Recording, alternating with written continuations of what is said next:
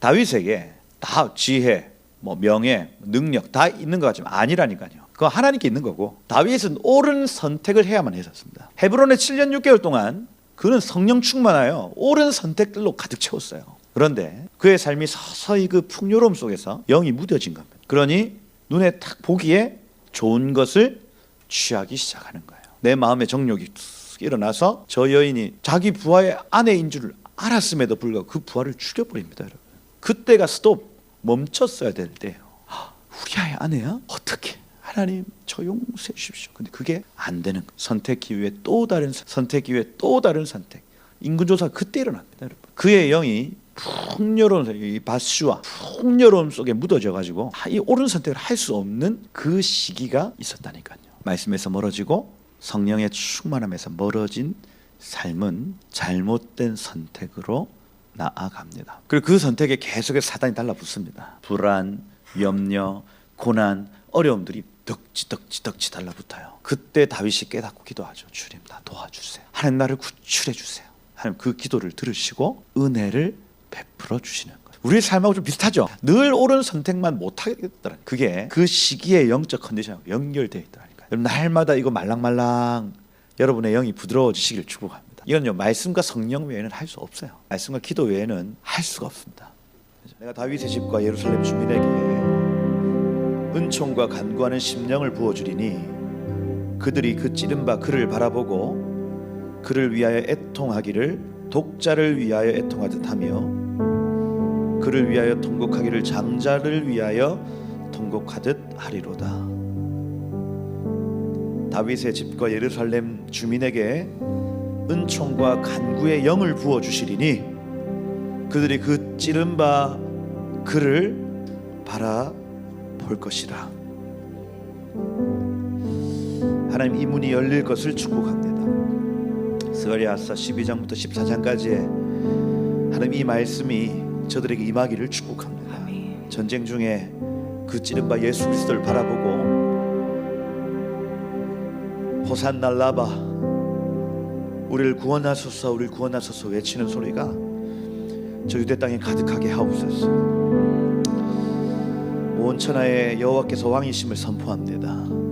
하나님, 이러한 일들을 통해서 온 열반 민족이 주 앞에 나오는 것 보기를 소망합니다. 주여 오셔서 땅을 흔드시고 승리하신 어린 양께 모든 민족 나와 엎드려 경배하는 일들 보게 하옵소서. 땅에 있는 족속 중에 그 왕 만군의 여호와께 경배하러 예배하러 올라오지 아니하는 자들에게는 비를 내리지 아니할 것인지요.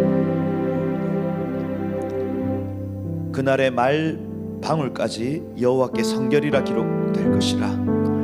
여호와의 전에 있는 모든 솥이 주의 제단 앞 주발과 다름이 없게 될 것이라. 하나님, 이 날을 허락하셨어요. 주님이 마지막 때에 정말 주의 오심을 앞당기고 바라보는 세대 되도록 주여 우리를 깨워 주옵소서. 오늘 또 말씀 앞에 앉습니다. 하나님, 말씀이 풀어질 때에 전하는 자나 듣는 자나 한 영으로 반응하는 시간이 되게 하시고, 주님, 그래서 하나님 우리의 마음이 뜨거워지고 정말 주님께 헌신하게 되는 예배의 시간이 되게 하옵소서. 그렇게 알파와 오메가 되실, 우리를 다스리실 살아계신 예수 그리스도의 이름으로 기도드립니다. 아멘. 예, 하나님 말씀 같이 보겠습니다. 역대상 3장 말씀. 뭐 어디까지 할 수 있는지 잘 모르겠지만 하여튼 봐지는 대로 하겠습니다. 여러분, 하나님 여러분들에게 자유의지 주셨죠. 그래서 여러분 선택할 수 있는 능력이 우리에게 있습니다. 근데 여러분은 이제 주님 말씀하지 않으면 저는 아무것도 할 수 없어요 하지 않습니까? 그래서 주님 말씀해 주세요. 주님이 말씀하지 않으면 저는 아무것도 할 수 없습니다. 주의 능력이 아니면 아무것도 할 수 없습니다 하지만 사실은 하나님 우리에게 자유의지를 주셨어요. 그 무슨 얘기냐면 선택할 수 있는 능력은 주셨다는 얘기입니다. 그러면 선택 이후의 모든 일들은 하나님이 하신다는 얘기고, 여러분들 우리의 책임은 선택에 달려 있습니다. 선택. 그래서 어떻게 선택하느냐가 우리 인생의 가장 중요한 문제예요. 그 뒤에 있는 능력은 누가 하신다고요? 하나님이 하신다고요. 그런데 내가 이것을 선택하기까지의 씨름은 내 안에서 일어나는 겁니다. 그런데 이건 그냥 단회적인 씨름이 아니라 삶의 여러분들의 모든 습관과 여러분들의 가치관이 그 선택을 결정해요. 다시 얘기해서 아담은요, 이 자유의지를 가지고 선악과를 선택했는데 그것은 하나님이 그를 죄짓게 만든 것이 아니라 그가 가지고 있는 유일한 능력인 그 선택의 능력을 그의 가치관과 그의 인격 모든 것을 동원해서 죄를 결정했다는 겁니다. 그걸 원죄라고 얘기를 해요. 그럼 무슨 얘기냐면 우리에게도 원죄가 있다는 얘기는 아담에게 있는 그 죄가 나에게 영향을 끼친다는 얘기가 아니라 우리에게도 역시 선택할 수 있는 자유의지를 주셨지만은 이것이 내 평생에 살아오는 습관과 가치관과 내 인격을 따라 죄를 선택했다는 겁니다. 이미 그렇게 할 수밖에 없대요. 그런데 우리의 삶에 말씀과 성령이 역사하기 시작하면 우리의 삶과 가치관과 우리의 인격이 바뀌어지기 시작하는 겁니다. 그래서 이 자유의지라는 이 선택의 이 능력을 본래 인간은 악한 것을 선택할 수밖에 없지만 말씀과 성령을 통해서 이 자유의지가요 선을 선택하게 돼버립니다. 그러니 여러분 우리 저의 인생에도 마찬가지고 선택의 순간이 있습니다. 여러분 선택의 순간 주님 나에게 말씀해 주십시오. 제가 그것 순종하겠습니다 할 때에 주님 잘 말씀해 주지 않죠. 왜냐하면 우리에게 자유의지가 있기 때문이에요. 네가 뭘 선택해도 내가 너를 도우마 말씀하시면 여러분들이 만약 죄를 선택했습니다. 그러면 그 죄 가운데 거할 때 주님은 도우십니다. 끊임없어요. 그죠? 여러분 죄 가운데 탁 던져졌을 때 하나님 그냥 가만 내버려 두시던가요? 아니죠. 도우시죠. 그 죄 가운데서 나오도록 계속 돕는 겁니다. 제가 제 인생에 선택의 순간이 몇 번 있었어요. 그럼 그때에 제가 여태까지 살아온 크로노스의 시간 동안 제가 쌓아왔던 모든 지식과 나의 어떤 인격과 나의 가치관이 그 선택을 하도록 만들었습니다. 여러분 만들었어요. 어떨 때는요 악한 일들을 선택할 때가 많이 있었습니다. 저의 자유의지로 말입니다. 그걸 하나님은요 죄라고 얘기를 하셨어요. 죄. 근데 죄 가운데 빠져도 주님이 저를 회복시켜 주셨습니다. 그리고 말씀과 성령으로 계속해서 채워지는 시간들을 통해서 또 다른 선택을 하게 하시는 거예요. 그래서 여러분 우리는 하나님 안에 하나님 밖에서는 아무 일도 할 수 없다. 그 얘기는 우리의 선택마저도 주께 맡긴다는 얘기가 아니라 여러분 우리가 여태까지 살아왔던 모든 어떤 시간들 안에서 여러분들을 선택하게 될 겁니다. 그러면 중요한 사실이 있습니다. 앞으로 더 나은 결정과 더 나은 선택을 위해서는 오늘 하루 말씀과 성령으로 살아야 된다는 얘기예요. 그 수밖에 없어요. 왜냐하면 그 말씀과 성령이 아니고는 우리는 옳은 선택을 할 수가 없기 때문이에요. 우리의 가치관, 우리의 인격, 우리의 모든 성품이요 죄를 향해 달려갈 수밖에 없는 연약한 존재들입니다. 그러니 중요한 그 결정들을 할 때에 그 가치관, 인격, 나의 모든 어떤 지식과 이 모든 것들이 선을 향해 달려가 있지 않으면 선택이 어려워지는 거예요. 나의 정욕과 어떤 다른 사람들의 인정과 이런 것들이 신경 쓰이면서 선택을 제대로 하지 못하게 만드는 겁니다. 그럼 그때는 말씀과 성령 앞으로 가는 수밖에 없어요. 더 깊이, 더 깊이. 여러분 혹시나 중요한 결정 앞에 있는 분이 있다면 여러분 그 결정은 여러분의 몫인데 그것은 오직 말씀과 성령만이 그것을 도울 수 있습니다. 그건 도우시는 거예요. 그리고 그 결정의 주체는 우리에게 있는 겁니다. 여러분들에게 있어요. 저도 중요한 결정의 순간입니다. 저 사실 지금 이 시간이. 그런데 계속 물었어요. 주님 어떻게 할까요? 주님 원하시는 건 뭐예요? 주님 계속 그 뜻에 종이 듣기를 원합니다. 계속 기도를 하니까 주님 항상 뭐라고 말씀하시냐면 네가 원하는 게 뭐야? 물으시는 거예요. 아니요. 주님 원하시는 게 뭐냐고요. 아니 아들 네가 원하는 게 뭐니? 묻는 겁니다. 제가 원하는 거요? 막 말하기 시작했습니다. 근데 그 말하는 순간 제가 느끼죠. 이게 내 욕심이라는 걸, 내 정욕이라는 걸 제가 느낍니다. 그러면 하나님 앞에 떳떳하지 못한 거예요.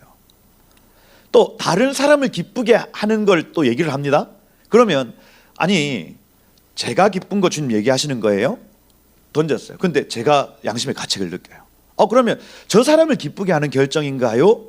그것도 양심의 막 가책이 느껴지는 거예요.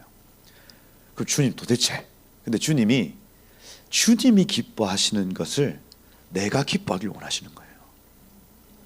그 시간까지의 시간이 씨름의 시간입니다. 어떤 결정을 함에 있어서 나의 주님의 기쁨이 내 기쁨이 되어지는 것을 선택하는 게 토브, 선입니다. 선. 이걸 히트 파일 형태로 얘기하죠. 주님이 나에게 말씀하신 것이 내가 기뻐 행하는 것, 이겁니다.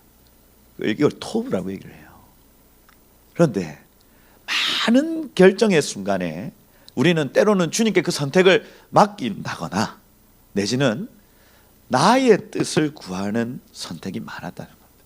그런데 제가 점점 시간이 지날수록 주님이 기뻐하시는 것을 내가 행해드리기를 원하고 싶습니다는 기도가 절로 되어지는 거예요. 절로. 여러분, 그 자유의지는 여러분들에게 있습니다. 아멘이시죠? 선택은 여러분의 몫이에요. 그렇죠? 그러기 위해서는 그 절체절명의 순간의 온전한 선택을 하기 위해서는 오늘 이 큰 선택이 필요 없는 이 시간 말입니다. 이 시간에 말씀과 성령으로 계속해서 나의 인격과 나의 가치관과 이 모든 것이 다듬어지는 시간이 필요해요. 아멘입니까? 오늘 그러한 시간이 되기를 축복합니다, 여러분. 그래서 여러분의 모든 어떤 방향성, 여러분의 삶 전체가 하나님을 향해 있는 거예요. 토부를 향해 있는 겁니다. 선을 향해 있는 거예요. 선, 악과 얘기하잖아요. 선을 향해 있는 겁니다. 선택할 때에 하나님 원하시는 것을 내가 기뻐하며 선택할 수 있기를 축복해요. 인생에 그런 순간 반드시 찾아옵니다. 여러분들이 선택해야 되는 순간 말입니다. 그때에 하나님의 선을 택한 자는 의와 상급이 충만할 것이요. 그죠? 이 세상과 사단의 악을 택하는 자는 계속해서 괴로움과 아픔이 그의 삶에 있는 거예요. 옳은 선택이 있으시길 축복해요, 여러분. 그죠? 그래서 오늘 이 말씀을 보는 시간이 그러한 그 이후에 앞으로 일어날 모든 선택에 영향을 끼치는 시간이다. 아멘이죠? 그죠?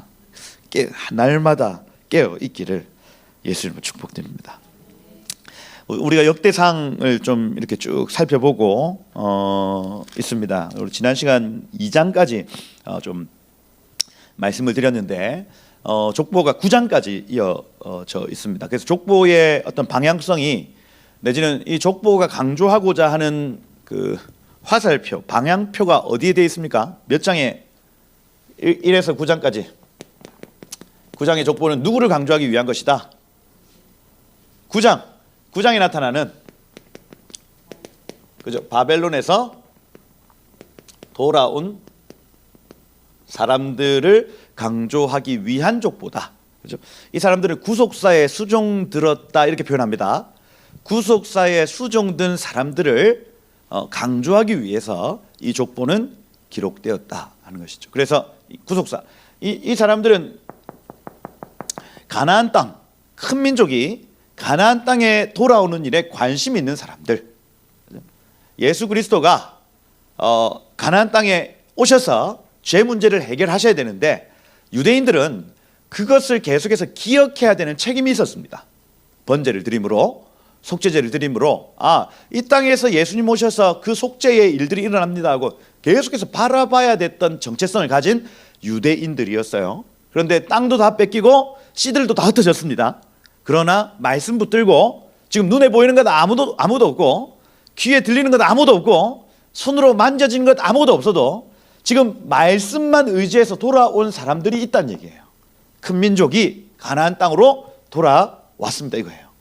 이 사람들이 구속사에 수종된 사람들 42,360명이에요. 예수님이 죽으시고 하늘로 승천하시면서 너희는 모든 민족에게 복음을 전하라 하시고는 그 이후에 구속사에 수종된 사람들은 이제 이 복음을 가지고 만민에게 전하는 사람들이 구속사에 수종드는 사람들인 거예요. 그래 오늘날 복음을 내가 누릴 뿐 아니라 이 복음을 가지고 한 영혼을 구출해내는 일에 쓰임받는 사람들이에요. 이 사람들. 그 사람들의 이름을 하나님 기억하시겠다. 할렐루야. 기억합니다. 지금까지도 이 구속사에 수종드는 사람들의 이름은 천국에 적히고 있을 가능성이 큽니다. 아멘. 그래서 여러분들이 계속해서 도전하는 겁니다. 여러분들의 사명을 따라, 여러분 주신 어떤 은사를 따라 여러분 이 구속사에 수종 드시기를 축복해요. 그죠? 그 이름이 기록되고 있다 하는 거죠. 그 족보들을 쭉 지금 살펴보고 있다. 그래서 이스마엘과 에서의 아들들, 아랍이라는 단어는 아랍은 섞이다라는 뜻입니다. 섞이다. 아랍 민족 하지 않습니까? 아랍 민족. 요 히브리어 단어 자체가 아랍 섞여 있다라는 뜻입니다. 그래서 이스마엘 족속과 에서의 족속이 섞인 것, 그 정체성을 아랍이라고 얘기를 해요. 그래서 자기들의 정체성을 아브라함의 아들들로 표현합니다. 그래서 그 예수님이 그 십자가 달려 돌아가신 그 예루살렘 성에 본래 우리가 이삭이 번제로 바쳐진 곳을 무슨 산이라고 해요? 모리아 산 이렇게 하죠. 그 모리아 산에 지금 황금돔이 이렇게 세워져 있고, 이 무슬림 사람들은 거기에서 그 누굽니까? 그죠? 마호메트가 뭐 승천했다, 뭐 이렇게 표현하기도 하고, 그 다음에 거기에 뭐 이스마엘이 대신 뭐 하여튼 뭐 했다, 뭐 이렇게 받아들이고 있는. 그래서 이 아랍 민족들은 자기의 정체성을 아브라함의 아들들이다 이렇게 정체성을 가지고 있습니다. 그래서 이스라엘이라는 이 나라가 있으면 그 주변을 아랍 국가가 다 둘러싸고 있습니다. 자, 지난 시간 얘기할 때 이란 같은 경우에는 아랍이 아니라고 했죠. 이란 아랍이 아니라 본래는 저기 북쪽 프랑스 위쪽에 본래 땅 분배를 받았다가 내려온 야벳 족속이라고 말씀을 드렸습니다. 그러니까 아랍하고 잘 섞일 수 없다 이렇게 보면 되는 거죠. 그런 관계들 안에서 여러분 지금 일어나는 일들을 보셔야 됩니다. 이란을 통해서 아랍의 거의 절반은 미혹을 당합니다. 그래서 그 유대인들을 공격하는 구조로 가요.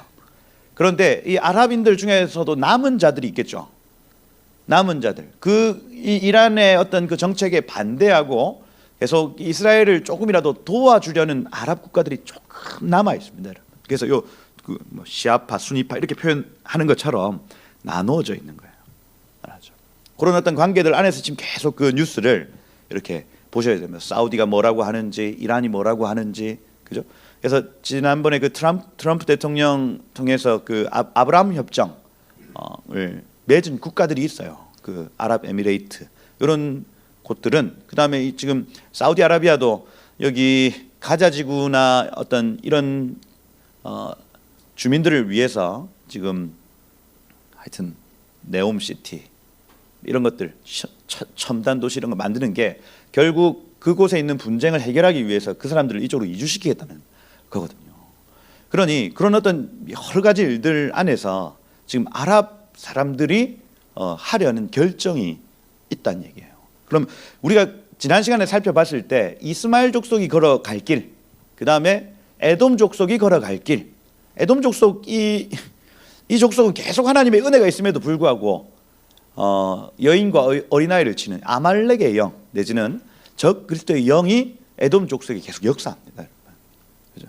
에돔에 의해서. 그죠? 그러면 사단이 미혹할 때 이 에돔에 속한 그룹들은, 아랍에서 에돔에 속한 그룹들은 계속해서 그 미혹에 넘어가겠죠. 그러면서 알리야를 방해하는 겁니다. 알리야, 여호와께로 올라간다는 뜻입니다. 그래서 모든 이방 민족과 유대인들이 여호와께로 올라가는 일을 계속해서 방해하는 아랍 민족이 있는 반면이에요. 그럼에도 불구하고 그 안에 소수의 하나님의 뜻을 행하고자 하는 아랍인들이 있다는 얘기를 좀 하고 있는 거예요. 그게 역대상 2장의 이름들만 살펴봐도 알 수 있는 부분이다. 말씀을 드렸다.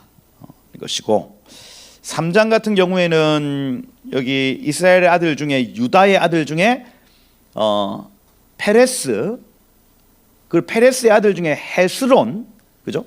그리고 9절부터 이제 헤스론의 아들들 얘기가 쭉 나오면서 헤스론에서 누구에게 그 계보가 넘어갑니까? 첫째요, 둘째요, 셋째요? 기억 안 나죠? 헤스론이 여기 지금 여라무엘 첫째입니다. 무엘과 람과 그 다음에 여기 글루베 갈렙이라 했죠. 글루베 아들 셋이 있는데 다윗의 족보가 누구에게 속했느냐 할 때에 둘째죠. 그러니 둘째 10절에 보면 람은 누구를 낳고 이렇게 시작을 하는 겁니다. 그래서 첫째가 있고 둘째가 있고 셋째가 있는데 장자의 축복이 둘째에게 넘어갔구나 알 수가 있는 거예요. 첫째는 왜 무슨 이유로 넘어간지는 모르겠습니다. 그런데 우리가 그 이스라엘 12아들들 중에 이제 요셉에게까지 넘어가는 거 봤죠. 그 장자권이. 그러면서 대충 비슷한 이유들로 장자권이 넘어갔겠구나 유추할 수 있는 거예요. 둘째에게 넘어갔네 해서 10절부터 17절까지가 이 둘째 장자의 계보가 넘어가는 일들을 소개하는 것이고, 그 다음에 여기 18절부터 20절까지는 갈렙 셋째, 갈렙 얘기하면서 갈렙의 아들 중에 부살렐이 있었다 이렇게 얘기를 합니다. 그게 부살렐을 강조하는 거죠 지금. 왜 강조하겠어요? 부살렐 성전 성소 지었죠. 성소. 그 성소를 어떻게 지었습니까? 하늘의 시향을 봤다는 얘기입니다. 그걸 강조하고 있는 거예요. 그냥 성막을 그냥 자기 마음대로 지은 것이 아니라 하늘에 있는 식양을 바라보고 그 비슷하게 지은 것을 의미합니다. 이걸 누가 또 봤냐? 다윗이 봤어요. 다윗이 그 하늘의 식양을 보고 예배 중에 그걸 그대로 성전 설계도를 솔로몬이 넘깁니다. 근데 대충 이 성막하고 비슷하죠? 비슷해요. 나중에 여호와 쌈마 이 에스겔의 성전만 봐도 비슷하게 넘어갑니다. 뭡니까? 에스겔도 봤다는 얘기죠. 그렇죠? 사도 요한도 그것을 본 겁니다. 그게 무슨 얘기냐면 지금 강조하고 있는 사람들은요 눈이 열린 거예요. 봐버렸어. 하늘에 있는 것을 봐버린 거예요. 그렇죠? 여러분 눈이 열리기를 축복합니다. 제가 계속 말씀을 드리지 않습니까? 지금 이 눈에 보이는 거는 다 태양빛이 비춰서 보이는 거라고요. 하나님의 영광의 빛이 비치면 우리가 눈에 안 보이는 게 보이기 시작해요. 그죠? 그래서 이 물질 세계는 태양빛이 비춰서 반사된 것을 지금 우리가 보고 있고, 영의 세계는 하나님의 영광의 빛이 비춰서 반사된 것을 우리가 볼 수 있습니다. 그러니 빛이신 하나님을 계속해서 초청하고 내 삶에 이 빛의 자녀들의 삶을 살고 하면 우리의 눈이 밝아질 수밖에 없어요. 그렇죠? 우리 눈이 떠진다고 하지만 사실은 그 영광의 빛이 보이지 않던 세계를 보게 만드는 겁니다. 아멘. 그래서 이 빛의 양과 열의 양을 따라서 여러분들이 볼 수 있는 것들이 훨씬 더 다양하게 바뀌어요. 지금 여러분 와이파이 신호가 지금 눈에 보입니까? 안 보입니까? 안 보이죠? 지금 떠다니는 먼지 보여요? 안 보여요? 근데 먼지가 있을까요? 없을까요? 있겠지. 그런데 우리의 눈으로 지금 볼 수가 없는 거예요. 근데 만약에 여기에 열과 빛이 다른 열과 빛이 막 비치기 시작을 한다면 그것이 보일 가능성이 있습니다. 빛이 어떤 각도로 어떤 형태로 비치느냐에 따라서 보이는 것이 달라지도록 되어 있어요. 눈이 열리기를 축복해요, 여러분. 그리고 그 하나님을 보여주신 그 그림들을 봐야 이 마지막 때를 살아갈 수가 있습니다. 그 사모하셔야 돼요. 그래서 제가 어제까지 이제 서울에 또 철원에 잠시 이렇게 갔다 왔는데 그 기도하는 그룹 철원에 땅이 생겨가지고 거기에 이제 한 50명이 들어가서 집을 짓고 막 거기서 이제 그 기도와 예배 막 하고 계신 분들이 있거든요. 거기에 지금 임승우 선교사님, 제가 좋아하는 임승우 선교사님 거기 지금 계십니다. 이스라엘 선교하셨다가 갑자기 하나님 그쪽으로 부르셨어. 가보니까 거기 이스라엘 평야하고 똑같은 모습으로 되어 있는 세팅이, 철원이 그 이스라엘 평야, 그 이스라엘의 가장 중앙에 이렇게 이사갈 지파의 그 평야가 있는데, 거기 산이 그 백마고지 이런 거 아시죠? 백마고지 이런 데 올라가면 그 앞에 평야가 쫙 펼쳐집니다. 그래서 그분이 또 거기를 딱 가시고는 아, 여기가 이스라엘이구나 이렇게 표현한 게, 제가 가 보니까 그 또 가을 아니에요. 막 황금빛 쫙 이렇게 돼. 가 보니까 야, 여기가 이스라엘 맞네 이렇게 되더라니까요. 근데 거기에 있는 분들의 씨름이 그거였습니다. 막 밤새도록 씨름하는 게 뭐냐면, 왜 저 사람은 보이고 나는 안 보이냐 이거예요. 왜? 그러면서 이제 표현을 하기를, 한 사람이 함께 맷돌 갈다가 한 사람이 함께 두 사람이 함께 잠을 자다 한 사람은 가고 한 사람은 남겠네. 예수님 맞이할 준비 됐나? 그 찬양 있잖아요. 그 찬양의 의미가 단순히 그냥 휴거의 의미가 아니라, 똑같은 세상을 살면서 어떤 사람은 하늘로 올라가서 그것을 보고 어떤 사람은 땅에서 그냥 머물러서 맷돌 갈고 앉아 있었다는 얘기예요. 한 사람은 남고 한 사람은 가겠네 이렇게 되어 있습니다. 마지막 때에 우리의 눈이 열려지지 않으면요, 마지막 이 환란을 견디기가 어려울 겁니다. 여러분, 주님 내 눈을 열어주세요 하고 기도하는 거예요. 주님 내 삶을 빛으로 비춰주세요 기도하는 거예요. 이 부살렐이라는 사람, 다윗이라는 사람, 이 솔로몬이라는 이 사람들은요, 눈이 열린 사람들이에요. 아니, 좀 더 정확하게 얘기하면 하나님의 영광의 빛이 그들의 삶에 임했습니다. 아멘입니까? 원컨대 주의 영광을 내게 보이소서 했던 그 모세의 기도 역시도 하나님의 영광의 빛 때문에 그의 삶에 보이지 않는 모든 영적 세계가 열어진 거예요. 할렐루야. 여러분, 그래서 여러분의 모든 감각이 하나님께로 열리기를 축복해요. 부살렐처럼. 그러면 땅에 없는 것들을 나타내기 시작합니다. 땅에 사는 소리 말고요. 지금 온갖 이스라엘 전문가들이 다 나와가지고 막 얘기를 합니다. 그런데 여러분, 그건요, 전문가의 의견이고요. 막 국제 정치학적 측면에 의해서 이것은 이렇습니다, 저렇습니다 얘기를 하지만 사실은 그건 불완전한 거죠. 그죠? 그 얘기 듣고 뭐 어떤 결정을 해요? 아니라니까요. 2시간 3시간 떠도 의미 없습니다. 여러분, 하늘의 것이 아닌 이상. 눈이 열리셔야 돼요. 보셔야 됩니다. 그럼 넌 열렸냐? 안 열렸습니다. 그런데 조금씩 제가 알겠어요. 이거구나. 이거구나. 이게요, 조금씩 알아가고 있습니다. 눈이 열리길 축복합니다. 저는 정말 마지막 때입니다, 여러분. 그죠? 부살렐. 이 베첼라엘이거든요. 하나님의 그늘이라는 뜻입니다. 그분의 그늘 아래서 하나님 덮여진 그 장막 안에서 계속해서 그 하늘의 것을 본 사람, 부살렐. 그래서 제가 이 이름 그대로를 제가 안 믿기로 했어요. 본래 본명이 따로 있을 겁니다, 분명히. 그래서 책마다 사람 이름을 다르게 써요.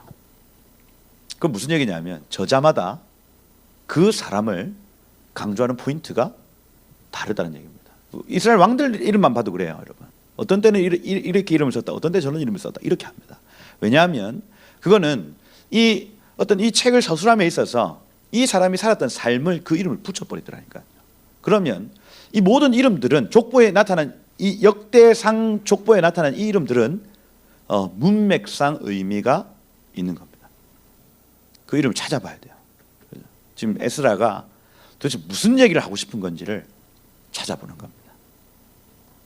그 과정 가운데 있다 하는 것이고, 그 다음 여기 21절부터 24절까지는 그 마길의 딸에게 장가 들어가지고 므낫세 동편, 그 요단 동편에 거주한 사람들 이름 쭉 나타났다.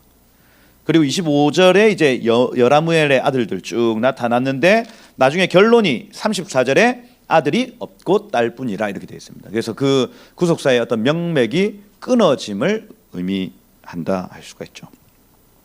그리고 42절부터 49절까지는 이제 진짜 갈렙의 아들들 해가지고 쭉 소개를 하는데, 얘네들은 계속해서 지역의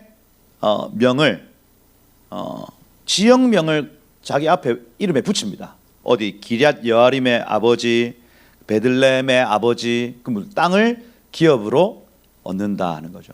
땅을 기업으로 얻는다. 무슨 얘기입니까?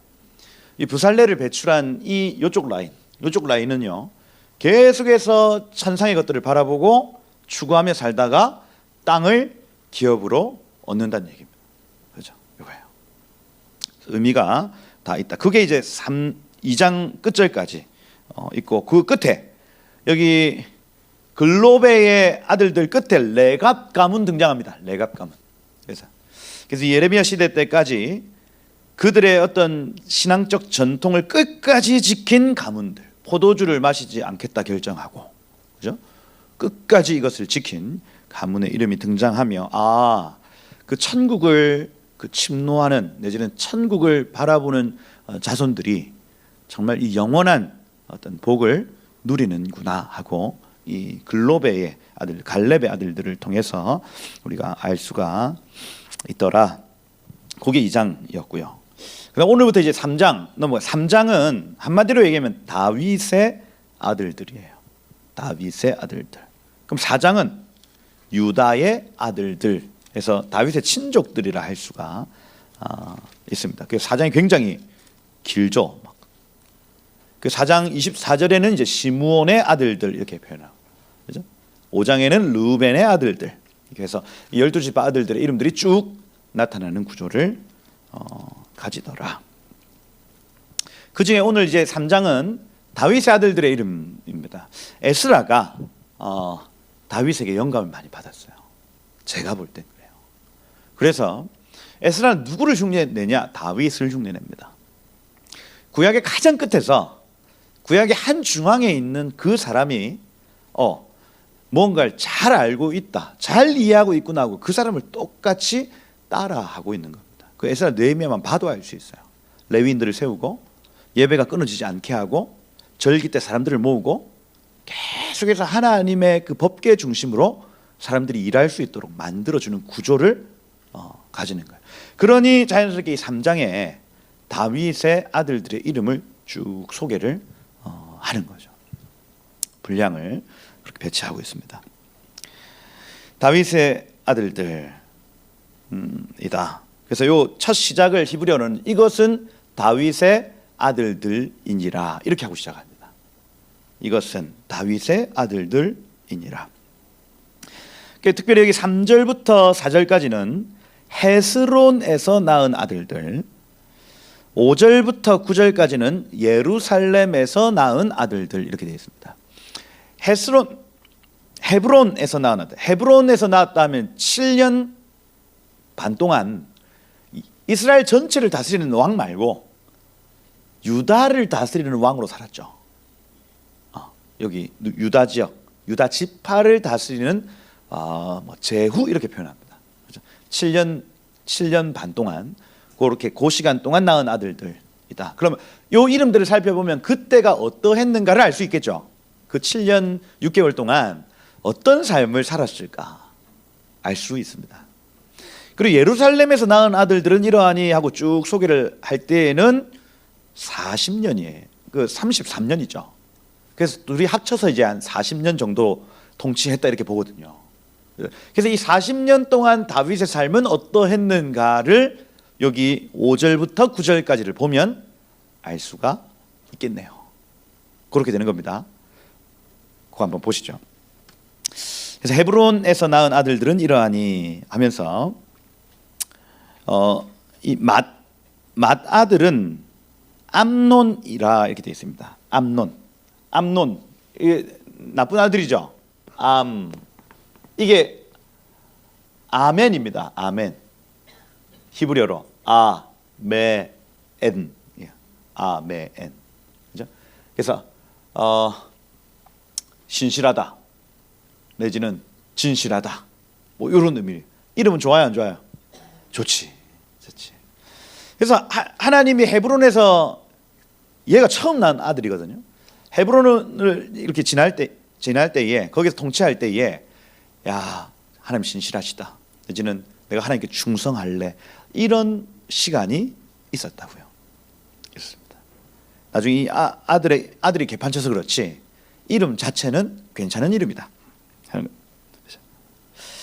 이스라엘의 여인 아히노암의 소생이요 이렇게 되어 있습니다. 여기 아히노암은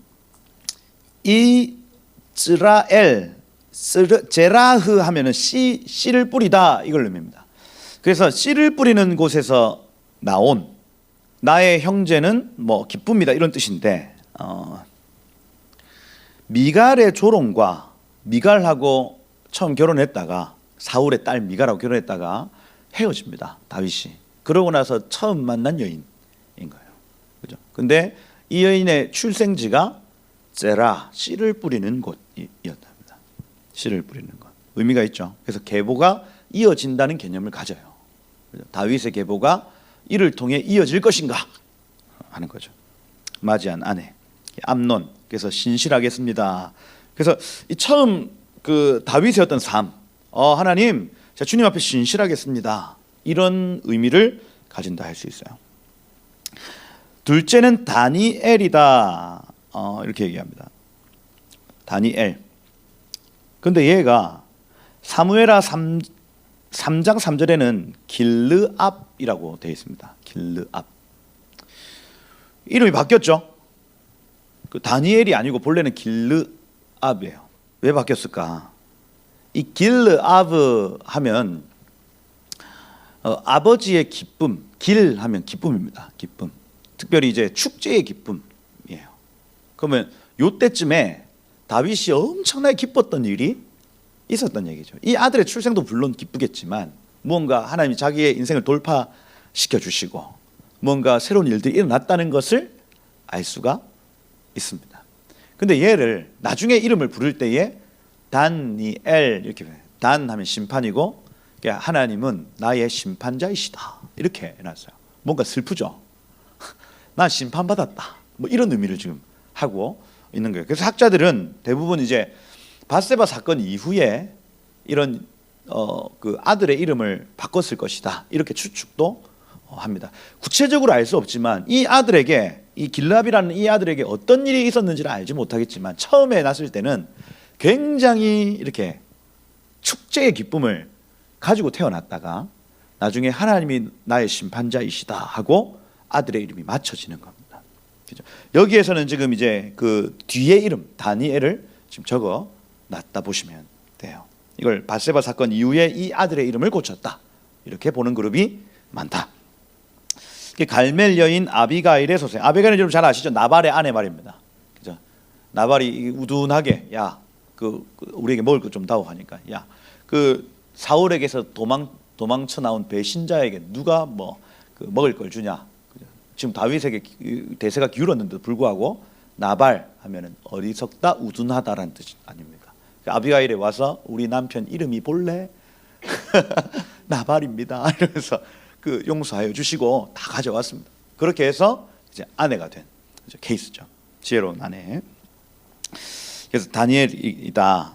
셋째 이름은 압살롬, 아브샬롬이죠. 그래서 나의 아버지는 샬롬, 샬롬 평강의 아버지, 아브샬롬 이런 표현입니다. 대체적으로 헤브론에서의 어떤 그 시간들은 첫 번째 하나님 내가 충성하겠습니다. 아멘. 두 번째 길르압 하나님 나의 기쁨 되십니다. 아버지 나의 기쁨 되십니다. 아브샬롬 하나님 나의 평강이십니다. 다 좋은 단어들 쓰죠. 좋은 단어들로 이렇게 쭉 채워지고 있습니다.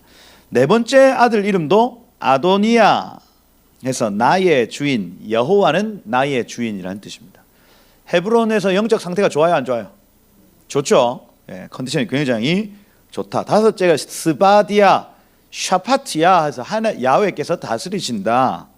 여섯째 이드르암 해서 여섯째는 예테르암입니다. 예테르암. 예테르하면 남은 자, 끈, 줄, 여분이란 뜻이고 암은 백성이에요. 그래서 백성의 남은 자라는 뜻입니다. 백성의 남은 자. 그래서 에글라의 소생이다. 그래서 뭐 렘넌트 이렇게 표현을 하는. 그래서 지금 이 민족 가운데 하나님 베푸신 어떤 은혜가 크고 하나님 다스리시고 이 자들을 이 온 이스라엘의 남은 자들로 뭐 세울 것이다 하고 딱 종료. 여섯은 헤브론에서 나왔더라. 거기서 7년 6개월을 다스렸고 예루살렘에서 33년을 다스렸다 이렇게 되어 있죠. 그래서 여러분 다윗의 어떤 초창기 사무엘하 10장이 나타나기 뭐 이전까지 그가 범죄하기 이전까지의 삶, 밧세바를 만나기 이전까지의 삶은 굉장한 충만한 삶이었습니다. 충만한 삶. 시편을 얼마나 많이 짓고요. 그죠?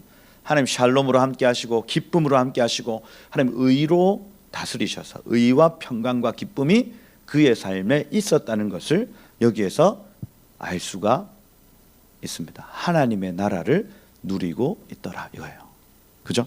셰파트, 그다음에 길, 뭐 그죠? 샬롬 이런 단어들을 통해서 알 수가 있다. 의와 평강과 희락이네. 근데 여기 지금 5절부터 이제 문제가 좀 발생을 하겠죠. 여기 예루살렘에서 그가 낳은 아들들은 이러하니 하면서 시므아, 소밥, 나단, 솔로몬 해서 밧수아의 소생이다 할 때 이 밧수아는 밧세바를 의미합니다. 밧세바. 근데 요거를 이제 에스라가 밧슈아 하면은 그 풍요롭다라는 뜻으로 바꿔놨어요. 밧쉐바 하면은 약속 7이거든. 쉐바 하면 7이에요. 근데 요거를 의도적으로 바꿔놨습니다. 밧슈아 음이 같아가지고 하여튼 그 히브리어 음력이 같아가지고 밧슈아의 아들들이요 이렇게 표현합니다. 풍요로운 여인의 아들들 이렇게 표현하는 거예요. 그래서 밧세바를 왜 풍요로운 딸이라고 했을까? 그죠? 풍요롭다. 무언가 세상이 주는 어떤 기쁨, 그죠? 세상이 줄 수 있는 어떤 그 풍요로움, 그죠? 그런 것들에 다윗이 마음을 빼앗겼다. 아까 제가 말씀을 드린 대로 선택입니다. 선택. 유혹해서 갑자기 넘어간 게 아니라 그 쭉 지나오면서 생각, 인격, 가치관에 그 선택을 결정하도록 만들어 놓은 자신의 어떤 구조, 삶이 있었다는 얘기입니다. 유혹에 갑자기 넘어간 게 아니라 그 선택은 이미 결정 나 있는 선택이었다고요. 자기의 삶의 풍요로움이라는 단어 안에서 볼 수 있는 것입니다. 그 선택 때문에 여러분 큰일 납니다. 모든 다윗의 인생의 이 전환점이 거기에서 한번 확 꺾여버려요. 온갖 슬프고 어렵고 힘든 일들이 이제 하나님의 샬롬의 상태에서, 그죠? 하나님의 의의 상태에서, 하나님의 기쁨의 상태에서 이제 조금씩 다윗의 삶에 슬픔, 그죠? 불안, 염려와 같은 일들이 나타나기 시작하는 거예요. 그 한 번의 선택이었습니다. 그래도 하나님이 다윗 포기할까요? 안 할까요? 안 하지. 하나님 우리가 죄를 선택한 그 중에도 은혜를 베푸시는 분이시기 때문에 다윗의 삶에 그 은혜가 끊어지지 않습니다. 여러분 그래서 이 선택을 여러분 어떻게 해야 할까 말까를 막 불안해 하실 필요도 없고, 잘못된 선택으로 갔다고 해도 하나님을 떠날 필요 있다 없다? 없다. 하나님 절대 포기하지 않습니다. 여러분을 다시 그 토부의 길로, 의의 길로 인도하시기를 결정하셨어요. 그러니 우리가 고개만 쳐들면, 그죠? 받고 있는 우리의 이 고개를 하나님을 향해서 들기만 하면 불안, 염려, 고통, 억압 속에서 우리를 건지시는 하나님. 그래서 가요. 참 안타깝지만 이 밧슈아의 이 만남을 통해서, 이 여인과의 만남을 통해서 어려운 일들이 나타나기 시작합니다. 예루살렘에서 그가 낳은 아들들은 이러하니 하고 시므아 쉐마라는 단어. 쉐마 그가 들으셨다. 시므아. 소밥 하면은 배신하다, 변절하다 이렇게 되어 있습니다. 배신, 변절. 슈브라는 단어가 본래 회개하다, 돌아오다라는 단어입니다. 슈브 하면 돌이키다. 그런데 슈바브 하나가 더 붙으면 배신했는데 또 배신했다 이런 의미를 가지더라니까요. 그래서 배신하다, 본래 슈브는 회개인데 돌이키다라는 슈바브 이렇게 바뀌는 거예요. 배신, 변절.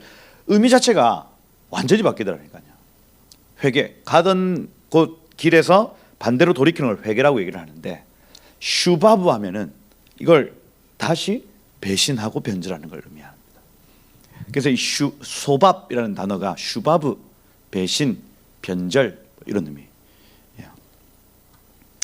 그럼 나단 하면은 선물이라는 뜻이고 드리다라는 의미. 그리고 솔로몬에서 샬롬, 평강입니다. 근데 사무엘하 11장 12장을 보면 지금 여기 보면 솔로몬 지금 넷째 아들이에요. 밧세바에. 근데 그 전에 솔로몬 전에 죽은 애가 하나 있잖아요. 걔는 도대체 그 이름을 가지고 죽었을까?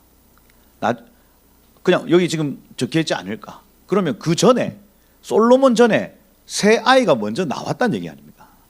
여기 지금 보면 그러니까 그 죽은 애를 뺀다 할지라도 새 아이가 먼저 있었다는 얘기입니다. 여기에서 우리가 상상력을 펼칠 수가 있죠. 그래서 첫 번째 가능성은 하나님이 밧세바를 취한 이후에 꽤 상당 기간 동안 아이를 낳게 했다거나 허용을 했다거나, 그죠? 근데 그 중에 한 아이가 죽었다 하는 가능성. 그죠? 두 번째는 그 햇사람 우리와 아와의 사이에서 먼저 이 아이들이 태어났을 가능성. 그죠? 그런 가능성들이 다 있다는 얘기입니다. 있어요. 그래서 솔로몬이 나기 전에 한 아이는 죽었는데, 그죠? 밧세바와 첫 아이가 우리는 죽었다고 생각을 하고 있지만 사실은 그 위에 지금 새 아이가 더 있다고 성경은 말하고 있더라 하는 거예요. 그래서 이걸 이제 하나님의 길이 참으심으로 해석도 할 수가 있고, 뭐 그렇게 이거는 정확하게 나오지 않으니까, 그죠? 그리고 심지어 이 나단이라는 선지자는 우리 알잖아요. 나단 선지자. 근데 셋째 아들이래.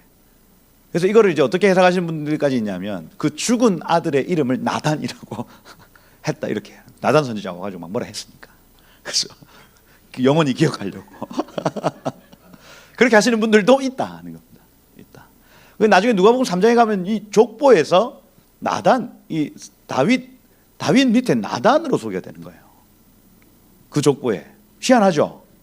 근데 이 마태복음 족보 같은 경우에는 요셉의 족보라고 할 수 있고, 그 누가복음 족보 같은 경우에는 또 그 마리아의 족보다 이렇게 얘기하시는 분들도 있죠. 그래서 이 모계, 그래서 여기 나단 계열에서 이렇게 뻗쳐서 나오는 것이다 이렇게 하시는 분들도 있습니다. 연구가 필요하죠. 이거는 그냥 대충 얘기할 수 있는 부분은 아닌 것 같고, 연구가 쭉 저거는 부계, 요거는 모계구나 이렇게 하시는 분들도 있습니다. 해석이 잘 안 되니까. 이게 솔로몬이 정통이라며, 근데 왜 누가복음에서는 이거 왜 나단으로 해? 이렇게 하는 겁니다. 그걸 봤을 때는 죽은 아이는 아니겠죠. 죽은 아이는 아닐 겁니다. 왜냐하면 만약에 이게 모계라면 모계 전통에서 이 나단의 어떤 그 흐름이 분명히 있기 때문에 아닐 수 있겠다. 그래서 어찌됐든 이 예루살렘에 올라와서 무언가 쉐마, 그가 들었다, 듣는 삶을 살았다거나, 내지는 뭔가 하나님과 교통, 쉐마는요 하나님과 교통을 의미합니다. 내가 하나님의 음성을 듣고 하나님이 나의 간구를 들으시고, 이게 쉐마예요. 쉐마. 그죠? 그러면 예루살렘에 처음 들어왔을 때 무언가 교통하고 하나님과 연결된 삶을 살다가 배신하고 변절했다. 요 의미겠죠. 그죠? 그리고 하나님이 그의 삶에 선물을 주셨다 하는 얘기고, 그리고 샬롬, 평강을 주셨다 이거겠네요. 그렇게 쭉 볼 수가 있는 겁니다. 그래서 예루살렘에서 좀 힘들었겠구나. 연결된 삶이 끊어져 힘든 삶을 살았겠구나 알 수 있습니다. 그 다음 여기 입바할, 이 바할을 하면 선택하다라는 단어입니다. 선택하다. 또 엘리 샤마, 쉐마 하면은, 그래서 나의 하나님은 들으시는 분. 그래서 뭔가 선택의 기로, 그죠? 선택해야 될 일들이 있었는데 하나님이 나의 음성을 들었다. 근데 엘리 벨렛 하면 이 펠레트라는 단어인데 구출하다, 도망치다라는 단어입니다. 그래서 하나님이 나의 도망, 그 피할 곳, 피난처 이렇게 표현하는. 그래서 엘리 펠레트 이런 단어들만 봐도 어려웠구나를 알 수 있어요. 어려웠구나. 지가 간구한 거 지란다. 다윗이 하나님께 간구한 걸 하나님 들으셨다. 하나님 나를 구출하셨다. 알 수가 있죠. 내가 선택해야만 했던 어떤 여러 가지 상황들이 있었다. 쉽지 않은 상황을 알 수가 있는 겁니다. 노가라는 단어는 나가흐라는 단어로 빛남이라는 뜻이고, 네벡이라는 단어는 싹입니다. 싹. 야비아라는 단어는 비치다라는 단어입니다. 그래서 이 말기에, 여기 다 말기에 나타난 애들이거든요. 말기에 하나님이 계속해서 빛으로 비치시고 싹이 나게 하시고 다시 비치시는 은혜가 있었다는 얘기. 그 엘리샤마, 아까 또 나오죠. 또 하나님이 나의 음성을 들으시는 하나님, 이거예요. 그럼 또 힘들죠? 안 힘듭니까? 여러분들이 이거 어떻게 이해하면, 여러분들이 기도하는 세월이 있지 않습니까? 기도에 막 힘썼던 세월을 한번 생각해 보세요. 풍족할 때입니까? 힘들 때입니까? 힘들 때지. 이거예요. 엘리쉐마, 뒤에 엘리 벨레 또 나오죠? 그겁니다. 그냥 다윗의 인생에 그 한 번의 선택 때문에 계속해서 아유 주님 힘들어요, 주님 나를 구출해 주세요 했던 그 기도의 세월이 계속해서 왔다 갔다 반복되더라는 거예요. 엘리아다 보시죠. 엘리아다, 야다 하면은 아신다죠. 하나님이 다 아신다. 이건 또 뭐겠어요, 여러분? 여러분 아들의 이름을 하나님이 다 아신다. 왜 그렇게 짓겠어요? 세상 사람들 다 몰라주고 나 혼자 억울한 게 있는 거예요. 또 이게 저는 이거 압니다. 하나님 다 아신다. 괜찮다. 하나님 다 아신다. 요거야. 그리고 여기 뒤에 나타나는 엘리사마, 엘리아다, 엘리벨렛, 요건 다 힘들 때 짓는 이름이에요. 힘들 때. 이거 다 다윗의 아들들이요, 열매들이요, 이렇게 돼 있죠. 다윗이 이 열매 맺었다는 얘기입니다. 노년에. 그의 누이는 다말이며 이렇게 되어 있습니다. 다말, 종려나무죠. 근데 이 다말이 끼어 있으니까, 종려나무는 제가 그 생명나무로 말씀드렸고, 생명나무가 똑같이 생긴 나무가 종려나무거든요. 그죠? 그 생명나무에 나타나는 열매가 가득하고, 그죠? 물이 요만큼만 있어도 열매 맺는 특징을 가지기 때문에 생명나무입니다. 그죠? 그러니 그의 누이는 다말이여, 이것도 의미가 있겠죠. 생명과 연결되어 있음을 의미합니다. 그죠? 이며 이외에 또 소실의 아들들이 있었더라. 그렇게 이제 다윗의 생애를 사실은 이 아들들, 열매들의 이름을 통해서 알 수가 있더라. 제가 그냥 그 처음 시작할 때 그 자유의지에 대한 얘기를 말씀을 드린 것이, 물론 저의 삶에 있어서도 마찬가지겠지만 지금 이 다윗의 삶에 있어서 너무너무 중요한 개념입니다. 중요한 개념이에요. 평소에 이 선택을 여러분들이 계속해서 준비해 놓지 않으면 우리는 악을 선택할 수밖에 없는 연약한 사람들이라고요. 선택 이후에는 하나님 하십니다. 아멘 해보세요. 여러분들이 선택하시면 그 뒤에 그 선택에 대한 모든 능력과 지혜와 힘과 부는 하나님께 달려 있습니다. 그거 우리가 가지고 있는 게 아니에요. 그런데 어떤 선택을 하느냐는 우리에게 달려 있습니다. 다윗에게 다 지혜, 명예, 능력 다 있는 것 같지만 아니라니까요. 그거 하나님께 있는 거고, 다윗은 옳은 선택을 해야만 했었습니다. 그렇죠?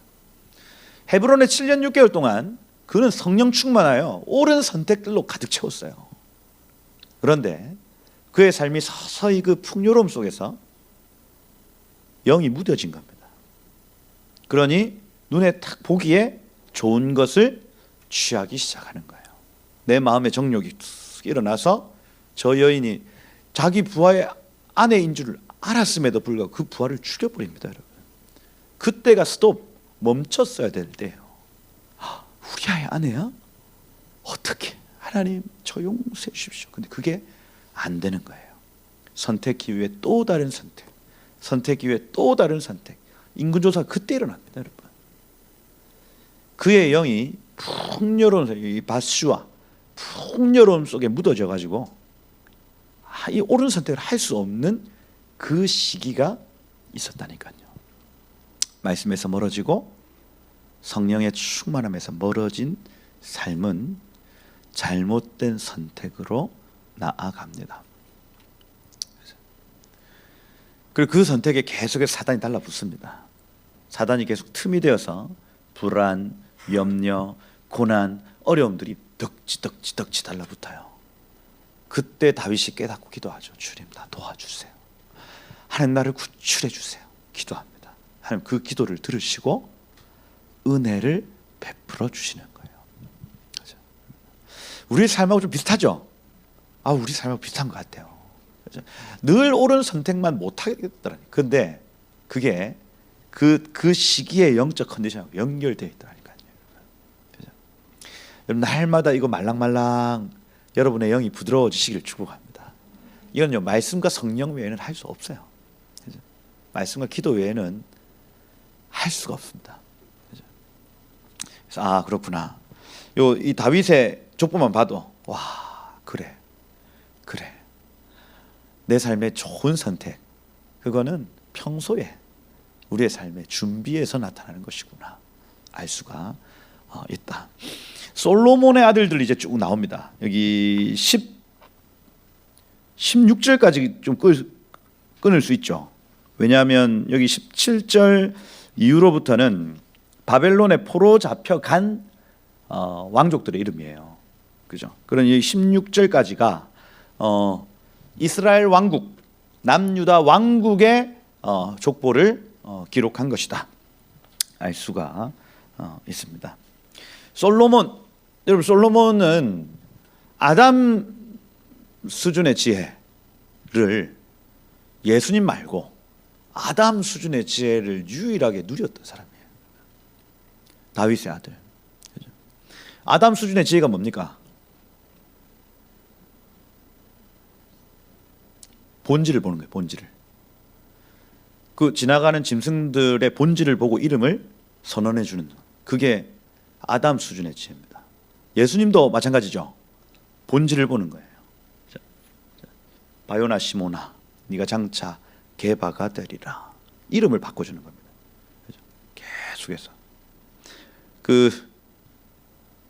여러분들 각 사람에게는 태어나게 하신 이유와 본질이 있습니다. 아멘 한번 해보세요.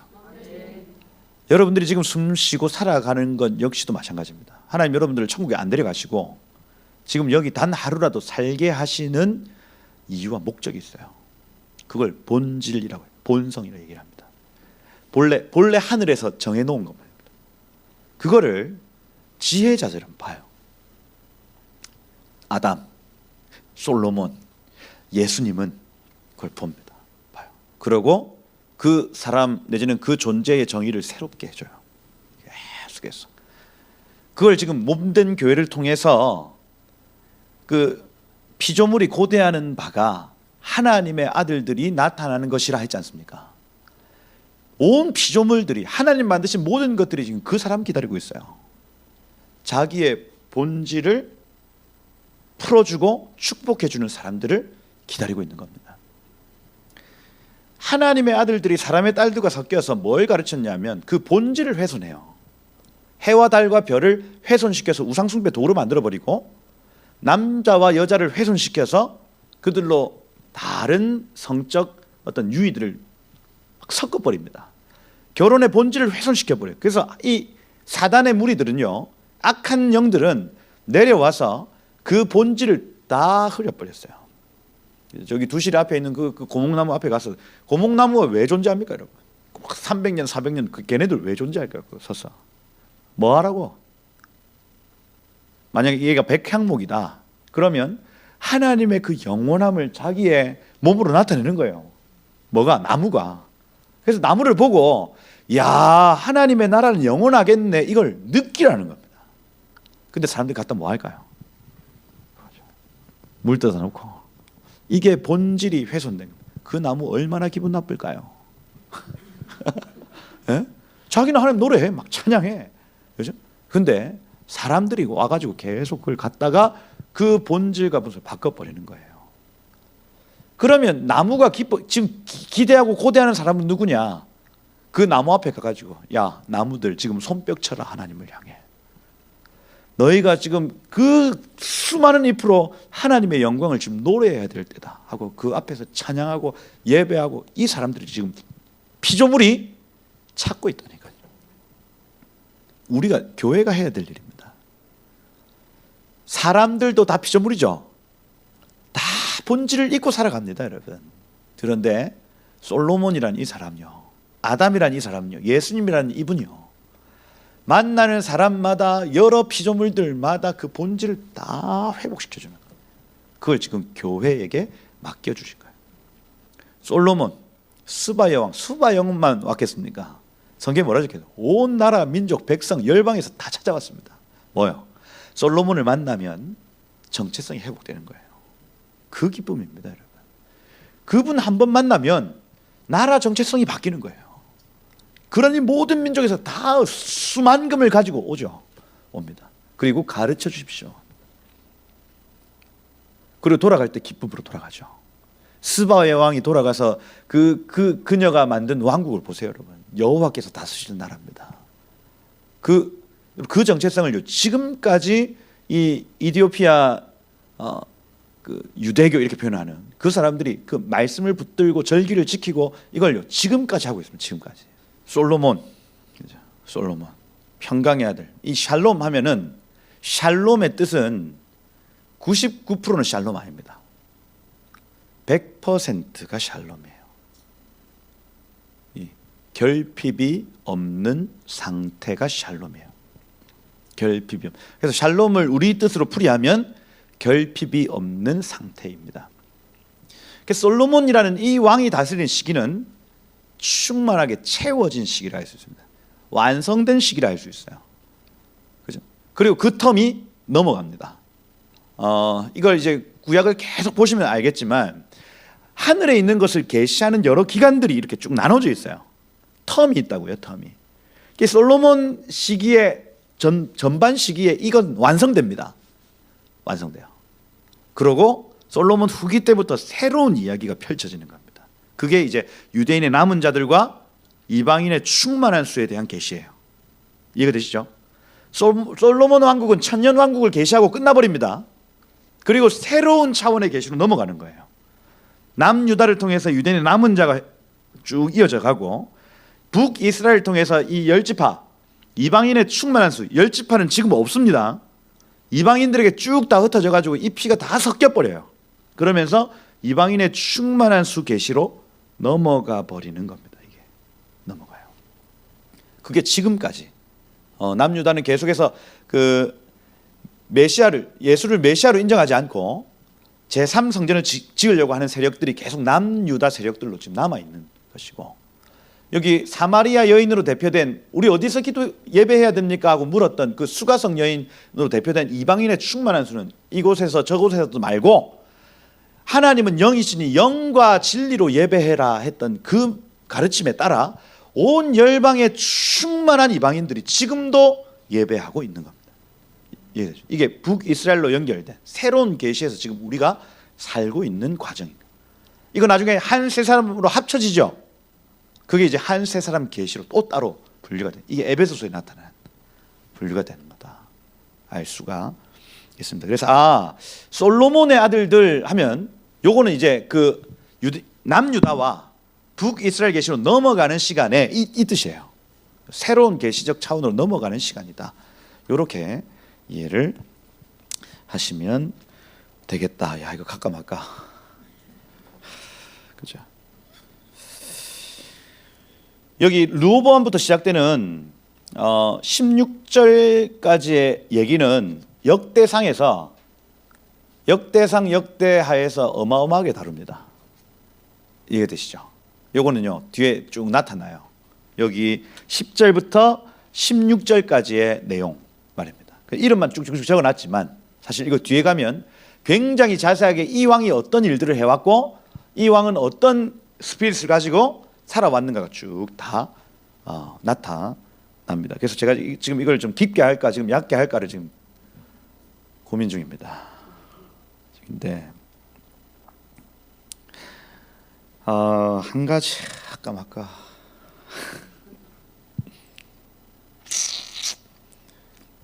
지금 이 얘기가 30분짜리예요.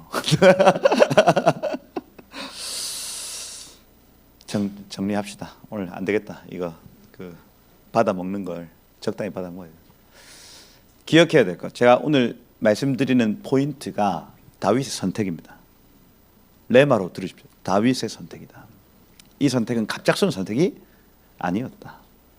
그의 삶과 인격에서 지금 축적되고 쌓였던 결과로 그 선택을 하게 된 것이다. 거기에서 힌트를 바슈아 풍요로움의 딸, 거기에서 우리가 힌트를 얻을 수 있고, 우리의 삶이 풍요로움 속에서 무디어진다면 우린 잘못된 선택으로 갈 수 있겠다. 이게 여러분들에게 지금 하시는 레마의 말씀입니다.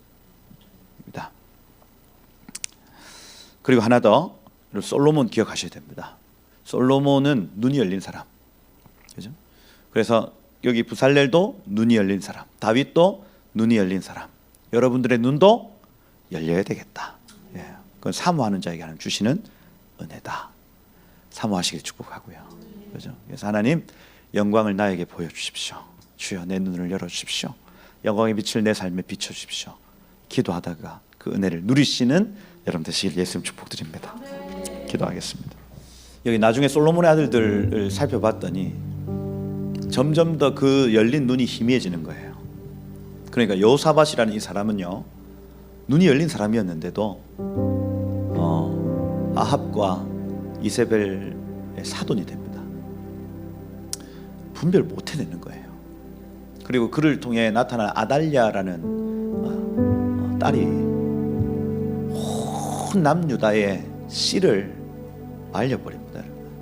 분명히 눈이 열려서 그 절기를 회복하고 그 예배자들을 막 회복했던 운동을 했던 왕임에도 불구하고 그 강도가요, 눈이 열린 강도가 점점 줄어드는 거예요. 나중 되어서는요, 시드기야는요 눈이 뽑혀버립니다.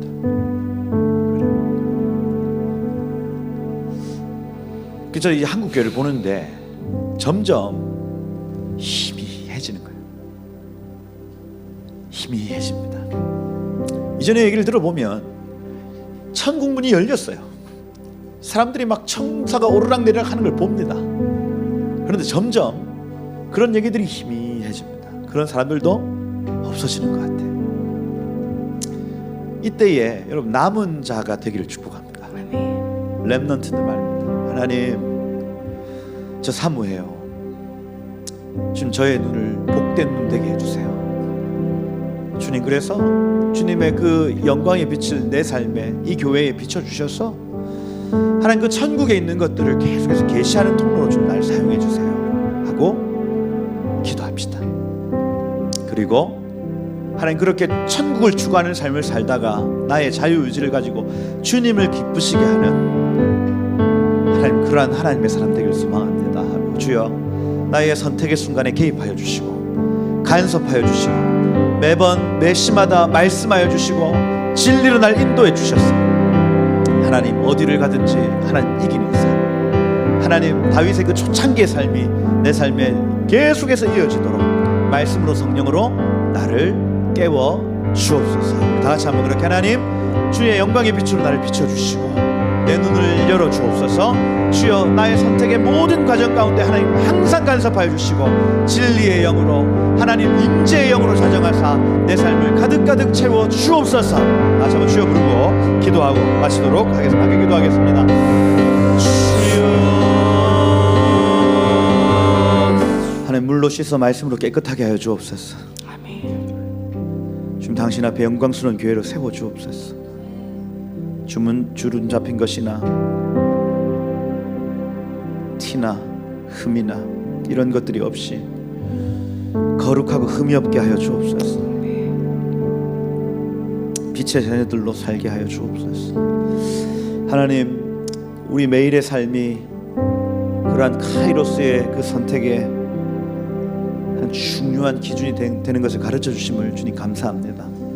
하나님 오늘 하루도 말씀으로 성령으로 주님을 예배하길 소망하오니 주님 오셔서 하나님 우리의 삶에 주의 임재로 가득 채워주시고 하나님 우리의 발걸음이 저 세상으로 나아갈 때에도 하나님 담대한 마음과 또 거룩함으로 하나님 저 세상을 정복하고 다스리는 자들로 되게 하여 주옵소서.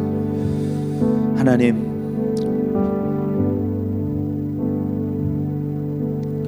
우리의 눈을 여시고 지금 이 시간 주의 영광의 빛으로 하나님을 아는 빛으로 지혜와 계시로 지금 이곳 가운데 임재하사 우리의 모든 세포 조직 하나하나가 하나님을 향해 열리게 하시고 열릴지어다 머리끝부터 발끝까지 영과 혼과 육이 주님을 향한 감각들로 깨어날지어다. 빛이 임할지어다. 하나님의 영광의 빛이 지금 이곳 가운데 충만하게 풀어질지어다. 주님 오셔서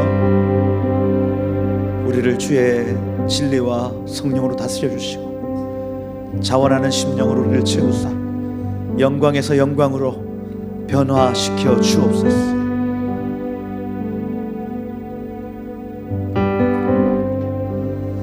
하나님 그 임재 안에서 우리의 모든 어그러진 몸의 상태, 하나님 우리의 모든 어그러진 감정의 상태가 본연의 것으로 돌아오게 하시며 돌아올지어다. 예수를 명령한다. 어그러진 모든 몸의 상태가 정상으로 돌아와. 아멘.